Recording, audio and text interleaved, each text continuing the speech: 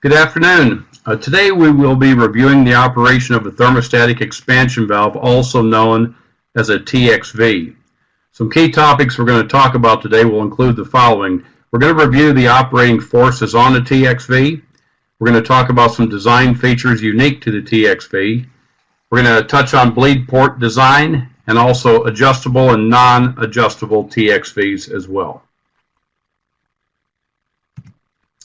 Okay, so as we take a look at an expansion valve, let's go ahead and talk about some of the basic components on the expansion valve, and then we'll talk about the operating forces. So if you'll please look at the screen closely, you'll notice that we have a liquid line coming in on the left-hand side of the expansion valve, and this is where the liquid line is going to be feeding into the valve and feeding liquid refrigerant into the valve to be metered into the evaporator coil. As we go past the liquid line, we see we're going to have a seat and a valve assembly. And underneath the valve assembly, you're going to notice that there's going to be a spring trying to close the valve off. This is actually going to be what we refer to as P3, or spring pressure will be P3, which is an operating force on the underside of the valve. At the outlet of the valve, we'll have liquid refrigerant that's going to be metered past the valve and seat assembly into the evaporator coil.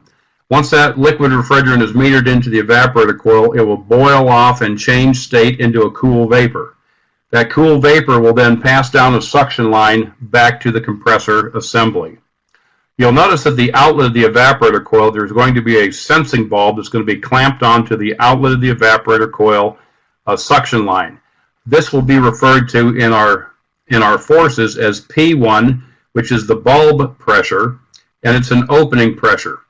Now it should be noted that inside that expansion valve sensing bulb that's clamped onto the evaporator suction line at the outlet of the evaporator, inside that sensing bulb there's going to be a refrigerant.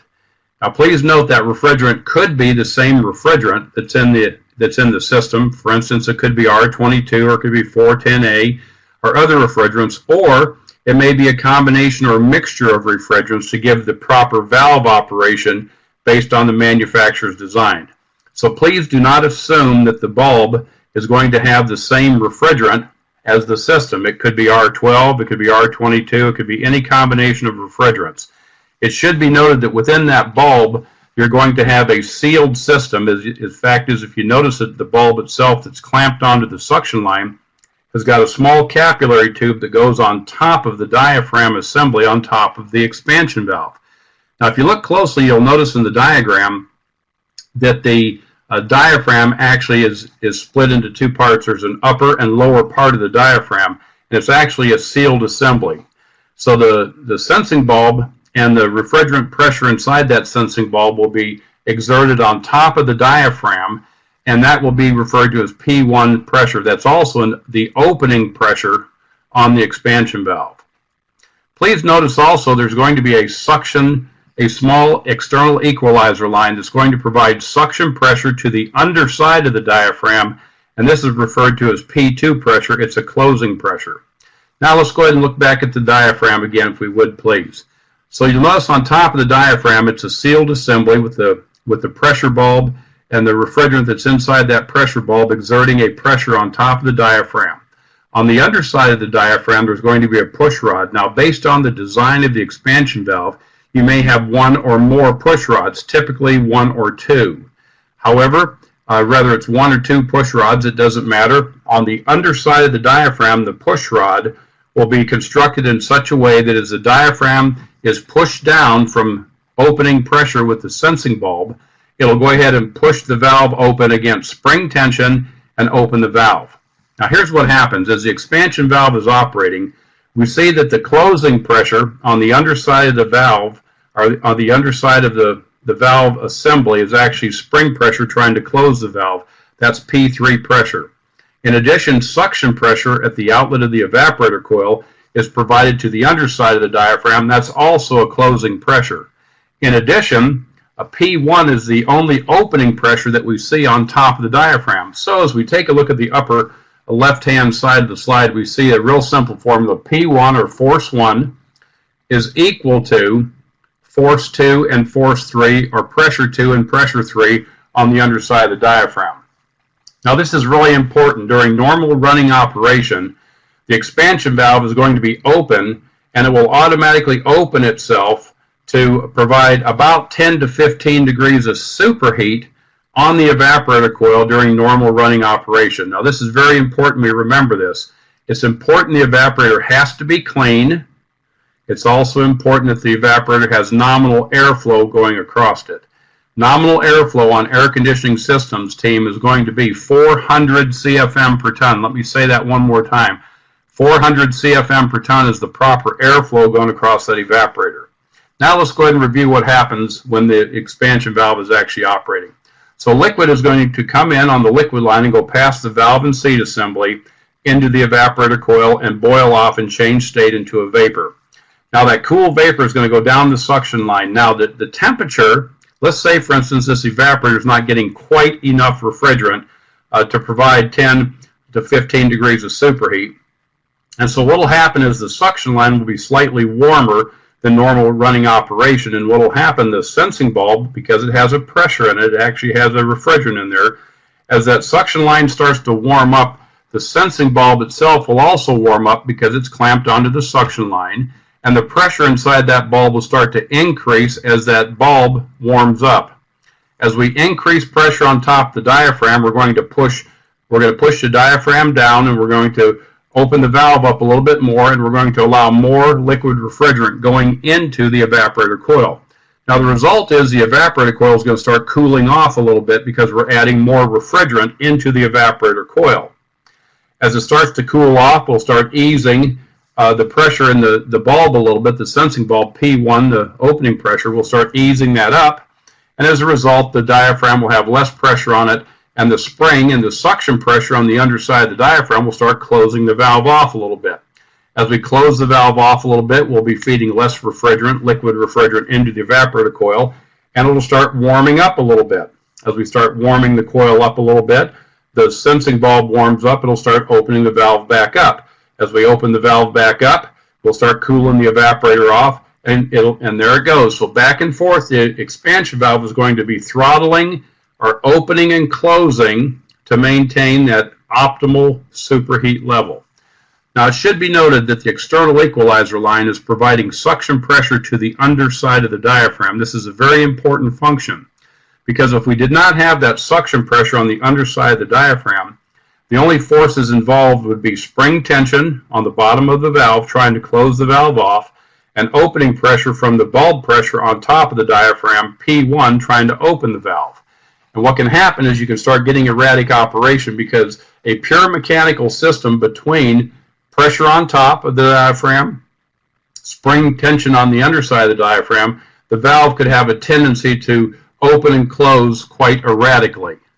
So by taking suction pressure and putting it to the underside of the diaphragm, that acts as a balancing force and as a buffering force. So now the expansion valve, instead of wildly opening and closing against spring tension and bulb pressure, what will happen is the external equalizer line will provide suction pressure from the outlet of the evaporator coil to the underside of the diaphragm as a buffering and smoothing force. It should also be noted the external equalizer line, what it does is it takes suction pressure from the outlet of the evaporator coil and puts it to the underside of the diaphragm. A secondary function of the external equalizer line, other than just providing a closing pressure and a buffering force on the expansion valve itself, it also helps eliminate or greatly reduce the amount of pressure loss through the evaporator coil. Let me say that again. The evaporator coil is going to have some pressure loss through it, and so by providing suction pressure at the outlet of the evaporator coil, it will help the valve, it will help the expansion valve meter refrigerant into the evaporator coil more accurately because it helps account for the pressure loss through the evaporator coil. A final note on the external equalizer line. A common misconception in our trade is the external equalizer line is there to equalize pressures in the system when the compressor shuts off during normal off-cycle operation. This is not correct. The external equalizer line is not designed to equalize pressure in the system off-cycle. It's designed to provide suction pressure at the outlet of the evaporator coil to the underside of the diaphragm as a closing force and as a smoothing and buffering force for the expansion valve.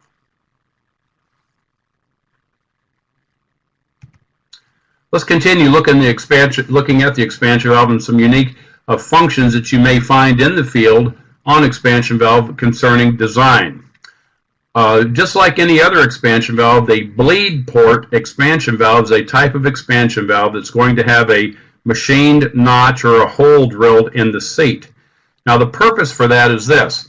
During normal running operation, the expansion valve will operate like any other expansion valve. In other words, it's going to open and close. It's going to have the same pressures on it, P1 equals P2 plus P3, sensing bulb pressure on top of the diaphragm to try to open the valve. You'll have spring tension on the underside of the valve to close the valve off, and in addition you'll have an external equalizer line that will provide suction pressure to the underside of the diaphragm as a closing force. However, when the expansion valve is subject to off-cycle operation, this type of expansion valve, because it has a notch or it has a hole drilled in the valve seat itself, during off-cycle operation, liquid refrigerant will be allowed to bleed past the bleed port in the seat to equalize pressures off-cycle. So the sole purpose of the bleed port design is to allow off-cycle. It allows the liquid refrigerant to bleed over into the low side or the suction side of the system to equalize pressures off-cycle. Now this has some advantages. One of the things about an expansion valve that should be noted that if it's a non-bleed expansion valve, off-cycle, what can happen, you can have a pressure differential between the suction pressure and the liquid pressure on both sides of the compressor. If you have unequal pressure across the compressor, off-cycle, the very next time you start that compressor up, it can have difficulty starting. So a bleed port expansion valve design, what that does is it allows the refrigerant to bleed over from the liquid side or the high side into the low side of the system and equalize pressures off-cycle.